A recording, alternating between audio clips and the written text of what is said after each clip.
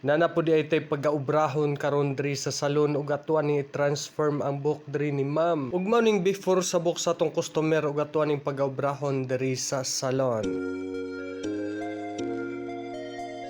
Sa gihapon samtang wala pa ko'y ginaobra gahilper jud ko sa akong partner. Para dili pod mabudlayan ang atong partner sa pag-apply og rebonding cream sa buhok sa atong customer. Sa pag-apply sa tong partner sa buhok sa customer, ginaseksyon ni niya ang buhok sa customer og nigpis antes applyan. Kay gina-assist ko gyud niya ang akong partner para dili pud siya maayawan sa iyahang obra sa pag-apply sa bulong sa customer. Kay mas dali ang trabaho ug motimbang lang jud ta sa mga obra. Maong samtang ako ug wala pa ko'y obra, dapat motimbang gyud ko sa akong partner kay basig maabot ang ubang mga customer dili nami maayawang duha. Kini di ay ang atong customer ga-DIY ni siya color siyang buhok, mao ang babaw nga porsyon siyang buhok na ay mga color. Bisag kami diri sa salon, gariban gyapon mi sa buhok sa customer bisag may color pa siyang daan.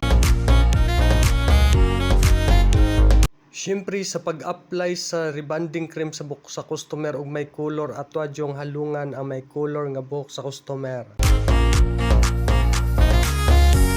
Fast forward na pod ta sa atong video diri sa pag-apply og rebonding cream sa buhok sa customer. Karon ginatabangan na pod namog plansya ang buhok sa customer. Siyempre kami diri sa salon ug magplansya sa buhok sa customer, ang customer dili gyud kabatsyag og sakit sa iyang ulo. Kay dapat pagplansya sa buhok sa customer, alalay lang ug atua pong intsindihon ang customer nga dili pod masakitan. Kay ug dili ta kabalo mo kontrol sa pagplansya sa buhok sa customer ug duha magplansya sa buhok sa customer ug sakit pa gyud ka mo plansya, mabughat na atong customer. Kay malipay man pud ta ingnon ta sa customer nga mag-an tag kamot mo plansya ug di sila kabatsyag sakit sa ulo . Unya fast forward na pud ta atuan ang paglantaw ng resulta sa atong giobra.